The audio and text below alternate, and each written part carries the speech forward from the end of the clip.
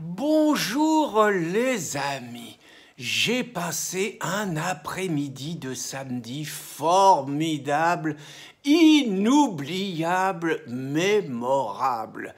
J'étais à la manifestation des femmes contre les violences sexuelles, contre les violences sexistes, contre les viols et contre le féminicide. Oh, le féminicide, je trouve formidable. On enrichit tous les jours la langue française. Avant, on parlait simplement des femmes qui mourraient tous les 3 jours sous les coups de leur mari ou de leur compagnon, sans dire qu'il y en avait un qui mourait tous les 11 jours sous les coups de sa compagne. Mais maintenant, on a enrichi le féminicide et puis bientôt, il y aura l'homosexualicide et puis il y aura le lesbianocide et puis il y aura le transsexisme et puis il y aura le pédocide. Ah, c'est formidable, c'est comme l'enrichissement de la langue française avec l'écriture inclusive. C'est fini le sexisme,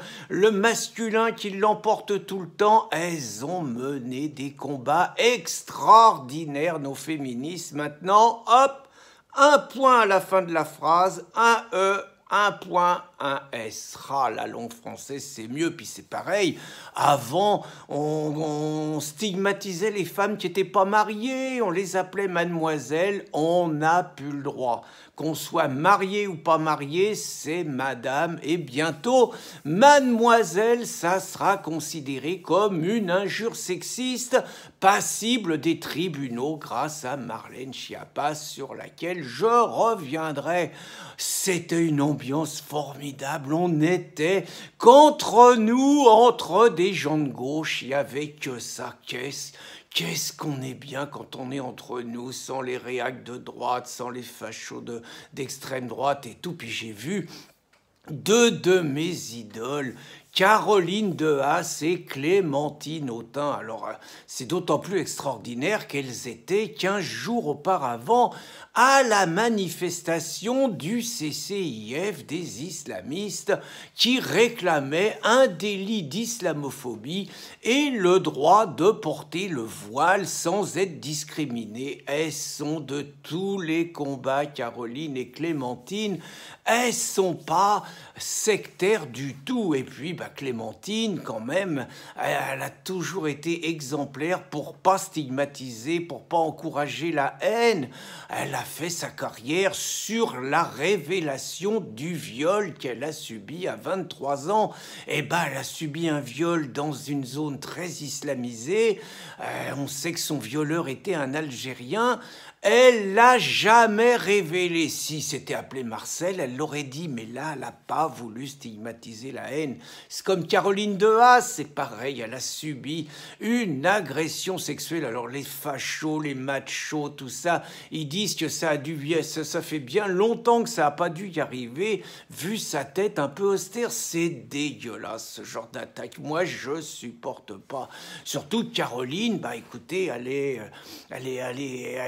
sait rentabiliser ses activités parce qu'elle a créé une association égal à égal, ça veut dire. Et l'association, elle fait des stages contre le sexisme dans les partis politiques de gauche, dans les associations de gauche, dans les syndicats, tout ça payé par les impôts des cons qu'on paye. Et Caroline, elle ramasse la mise, elle sait gérer ses affaires, Caroline. Alors, quand je dis on était entre des gens de gauche, c'était bien parce que là encore, pour pas stigmatiser, pour pas inciter à la haine, pour pas faire monter l'extrême droite, on n'a pas parlé du voile des fillettes de plus en plus jeunes. Non, ça aurait stigmatisé. On n'a pas parlé des mariages forcés des gamines qui se retrouvent en Algérie ou au Maroc à 14 ou 15 ans.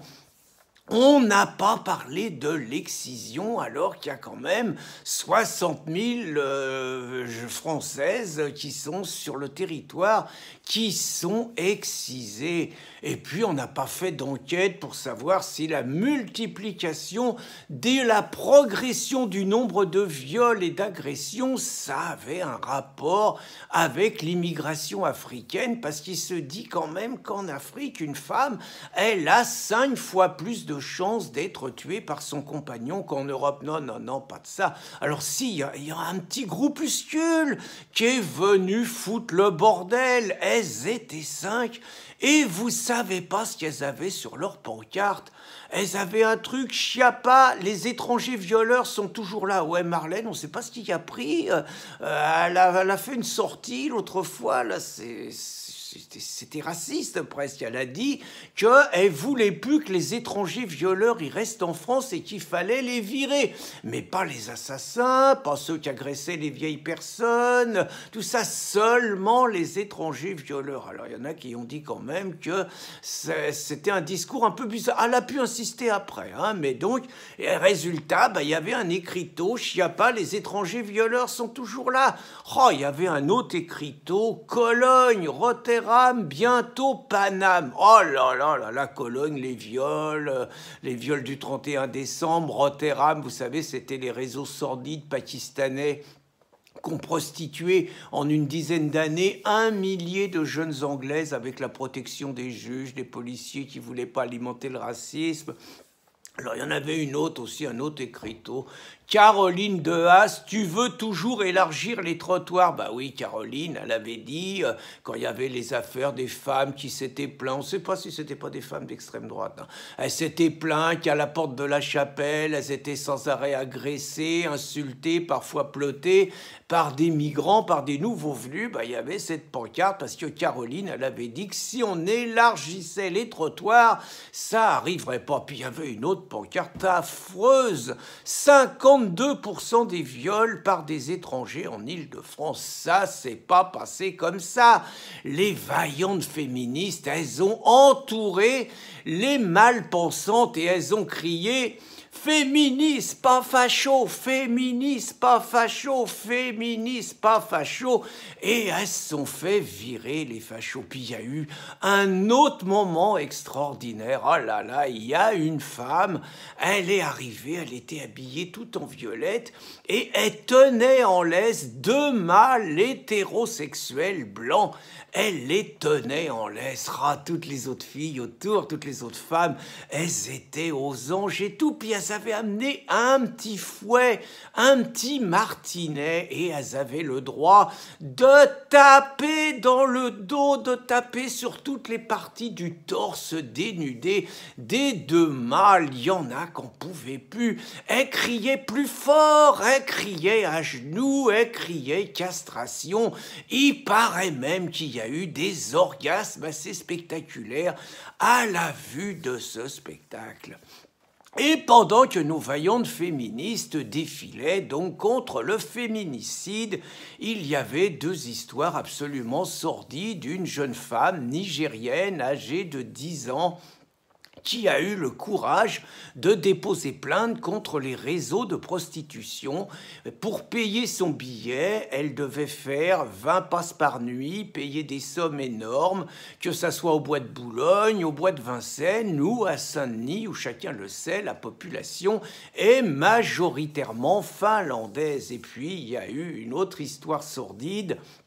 Chloé, 29 ans, enceinte de 8 mois, a été assassinée d'une balle dans la tête en allant récupérer l'enfant qu'elle avait eu avec un père quand elle était plus jeune. Chloé, qui était enceinte de 8 mois, qui avait refait sa vie, qui vivait dans l'angoisse d'être assassinée par son ancien compagnon, a donc été tuée d'une balle dans la tête en allant récupérer donc son fils. C'était samedi soir. Le coupable s'appelle Ibrahima Ba. Mais chut, faut pas stigmatiser. Bonne journée les amis.